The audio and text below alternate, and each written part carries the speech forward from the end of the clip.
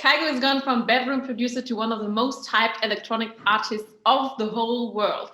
With his track Firestone, he has celebrated his breakthrough and many more hits have followed.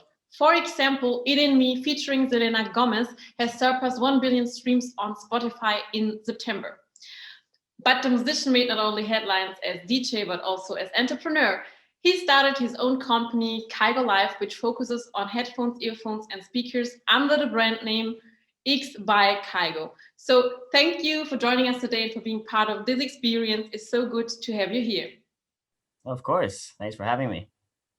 So your career started, if one wants to say so, at age 6 when you started playing the piano. So what would you say? How important was your early musical education for your work later on? It's definitely very important. I wouldn't be able to make the music I make today if I didn't play the piano when I was younger. So that's kind of, yeah, when it all started. And I started, composing my own melodies on the piano. And that's, how I start every song is basically on the piano. So it's very important. It's, essential that I know how to play the piano. So, but before you started producing music full time, you decided to study business and finance and later eventually dropped out. So, why did you start to study and why didn't you finish it? Well, that was obviously my dream was to do music, but I thought it was going to be impossible.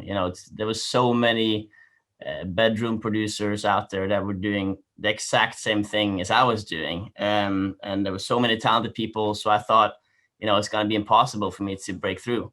So I kind of started studying as a, backup plan. It was kind of, the grown up in me that was like, I need something else than just this dream.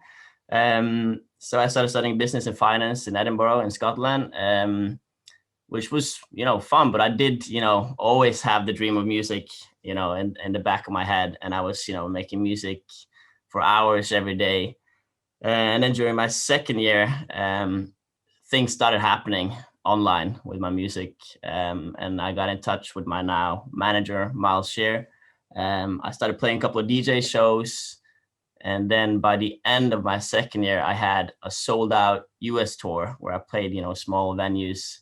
And that's when I decided that I'm going to go, drop out and go all in for music, because that's what I really wanted to do. Well, that sounds pretty easy going, but how difficult was it for you to establish your own musical genre? That was, it's definitely, difficult to, try to not sound like everyone else, because you feel like, as I said, there was so many music producers, bedroom music producers that were doing exactly the same thing as I was doing. But I guess at one point during, when I was studying, I tried to go. I felt like I couldn't sound like everyone else, and it's never going to happen if I sound like everyone else. So I just spent hours and hours every day experimenting with new sounds and new styles of music, going down in tempo, just experimenting with everything. And then I guess it kind of just happened when I found this sound that I really liked, that I played my melodies with, that became kind of my signature sound. And then from that sound, it kind of just evolved, and a lot of other producers out there started, making the same kind of music. And then suddenly, a new genre was born. But I don't know. It's hard to say that it definitely isn't easy to, start a musical genre, but I guess I was never trying to start a genre. I was just trying to sound different and unique. And then it kind of just happened. Okay. So, and as I mentioned, you had your breakthrough with the hit Firestone. Walk us through what it felt like for you. Well, that was definitely, Firestone is still, it's the first original song I released. I was doing a lot of these remixes that I put out on SoundCloud.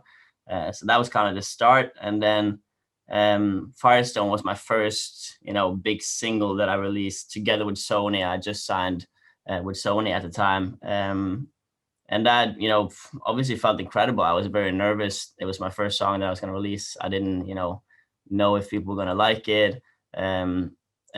but obviously the response was amazing, and that song, became way bigger than I ever thought it was going to be.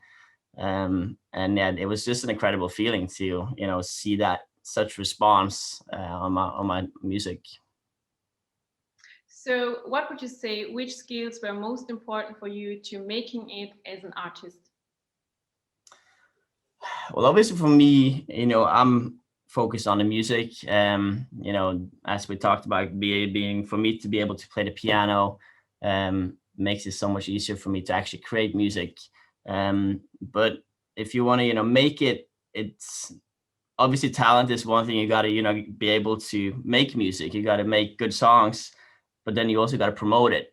And I guess that's where my manager, Miles, he, at the time in the beginning when I was doing remixes, he he's a really good, marketing guy. I'm not really a marketing guy. I kind of hate promoting my own stuff because I feel like it's kind of awkward to go out there and promote your own music. So I had kind of Miles. He was the one doing a lot of this marketing, and we were using music blogs, promoting my songs through music blogs, and that was kind of before, you know I don't think the labels and the big artists at the time kind of realized how big of an impact music blogs had, in the music, like just the way we promoted it through music blogs. I saw the numbers were just exploding.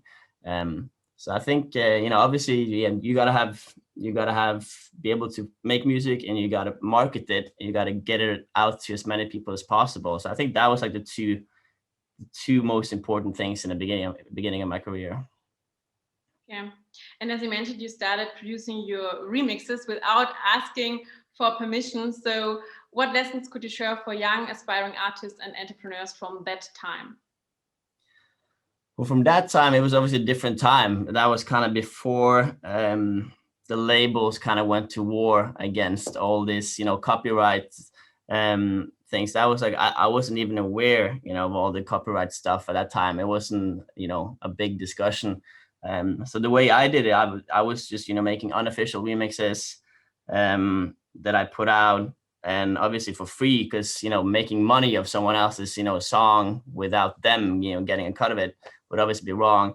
But right now, you wouldn't be able to do what I did back then, because there's so much more focus on the copyright things, which I guess is good in some kind of way. But I think also, getting remixes, if let's say if 1,000 people remix Firestone, that would obviously help me, the original song grow as well. So I think it's good things, and it's bad things that you can't do that anymore, because I did like that, back in 2013, 14, there was so many producers having fun with just different vocals, and usually, remixes just helps promote the original song. But I guess, yeah, it's definitely a different time right now, but the way I did it was obviously just making remixes, putting it out for free, and just, as people started following my Facebook page and my SoundCloud page, and it just kind of grew from like online. Yeah. So, talking about different times, we are now in the midst of a global pandemic. So, how has the pandemic affected your musical career? Well, it's definitely been a big, impact, because I haven't been able to, play any shows since March. So it's been a very different year. I'm kind of lucky because I can obviously work from home. I love to make music back home. I don't really have to, go anywhere to make music. So for me, it's been kind of, a year where I've been able to spend so much time back home, and just, going back to kind of my roots, back in 2013, where I'm just experimenting again in the studio. So I've been kind of, enjoying it a little bit, but obviously I do miss the shows, and hopefully, it's gonna, get back to normal pretty soon, so we can do shows again. So, as I mentioned, you're not only a musician but also an entrepreneur. Why did you decide to start your own company? Well, that was kind of, obviously I'm interested in sound, and the initial idea started with I been listening to so many different using so many different brands of headphones, and I've always had something to say like that I wanted to change. I wanted it. It was too much bass. It was too much high frequencies. So I guess that's where the idea came from, that I kind of wanted to try to make my own high quality headphone brand, um, where I can be able to be part and decide how they're gonna sound, how they're gonna look, and just be part of that whole process. That just sounded very interesting to me, and that's been a lot of fun to do together with the music, obviously. But to just be able to be part of that whole process, and obviously also learn more stuff about how you actually run a business. I obviously have like a team of people that helps me. I'm not involved in the whole day-to-day process, but it's definitely been fun for me to get an insight in a different world than just music. How difficult or easy was it to enter the crowded market of headphones and earphones? It's definitely, difficult because it's definitely a crowded market. There's a lot of, big headphone brands that, have good products. So, but I guess you can compare with the music. You gotta, if you wanna, obviously music is also a very crowded market. There's so many producers, so many artists. You just gotta try to do something different. You can't just try to sound like, another artist. You gotta try to sound like, find your own sound. And that's the same with the headphones. We're focusing on not just looking the same. The design can't just be the same as every other headphone. The sound, we obviously gotta try to have better sound, or definitely a different sound than the other headphones. So I guess it's about trying to be unique in both worlds. Will the company always be close to the core brand of Kygo lifestyle and music, or will you diversify your portfolio? I guess we gotta take it kind of day by day. The plan is obviously now to focus on the sound, to focus on headphones, to focus on maybe speakers. But obviously I'm open for anything in the future. We got to see if opportunities opens up, and we can expand and do maybe different stuff. We had in the beginning we had like clothes as well. That was like, I felt like it was too much work, and it was too many products for me to actually be able to follow up everything and while I'm touring. So now we decided to only focus on high quality audio products. But maybe one day I'll go back to that, creating clothes and more high quality, not just merchandise as every artist is selling. Maybe do something, go back to high quality clothes as well. Awesome. So, what's the red thread connecting your activities as an entrepreneur and as a musician? I guess for me, it's like every time I do something I want to do it, I want to go, all in 100%. And that's also for me, it was very important that, things, if I'm going to try to sell something to my fans that like my music, I want it to be high quality products. If I'm going to put my name, my artist name on a product, I want it to be something that I'm proud of. And so I don't want to sell something, just to make money. I really want everything that I'm doing to be, quality. And it's the same with, a song. I wouldn't release a song that I'm not 100% happy with. So I guess I have the same, concept of everything that I'm doing.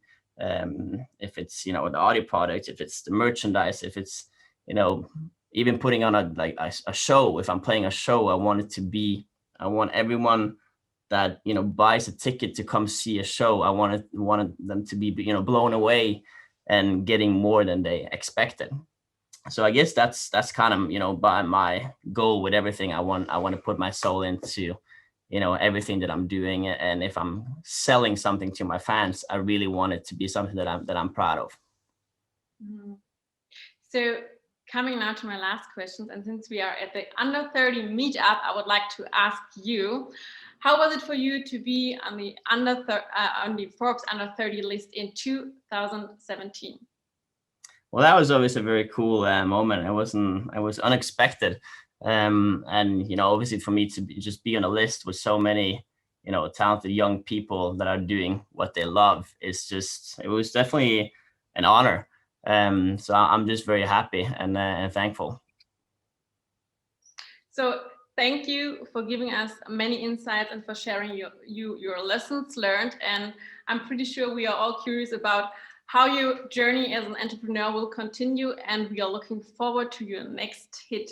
Thank you for being part of this experience. Thanks for having me.